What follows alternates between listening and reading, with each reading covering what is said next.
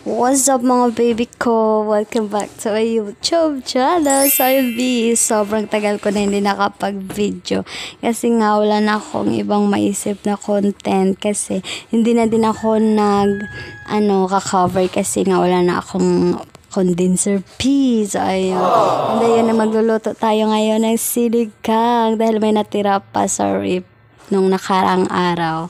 And so ayun, ipagluto natin sila ngayon ng sinigang na baboy. And alay, sobrang tigas siya palabi. Kailangan pa ibabad ng 10 minuto. 10 minuto ang tagal no.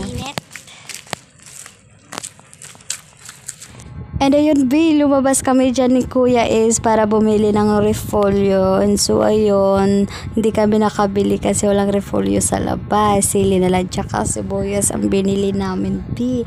At buti na lang talaga B, may kangkong dito sa bahay. Huy, di mo yan bahay. Isa ka lang nangungupahan B. Oo, tama. So ayun, so sobrang daming nag-message sa akin kung saan daw ako nakatira. Dito lang din naman B, nangungupahan lang ako dito. And wala na ako doon sa bahay ni Mama. And sana ipagkaloob na ni God na magkaroon na kami ng bahay ngayong taon. Babe, ay for the go. So ayun, balik na tayo sa pagluluto. Alam niyo ba babe, sobrang saya ko lang dahil sinabihan ako ni Babe na parang tumaba na daw si Ace. Siyempre, magaling magluto ang nanay.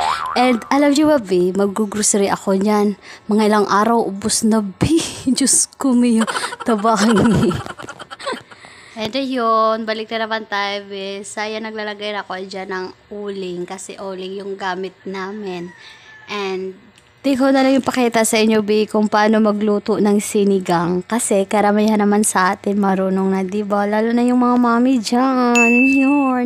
And so, ayun, binilagay ko na dyan ang kangkong at saka ng sili and kamatis. So, ayun. Party yarn. And nilagyan ko na din siya ng magic sarap and asin para naman masarap. Yummy yarn. And so ayun, luto ng ating sinigangan na baboy. Tara, sawahan nyo kaming kuwain, B.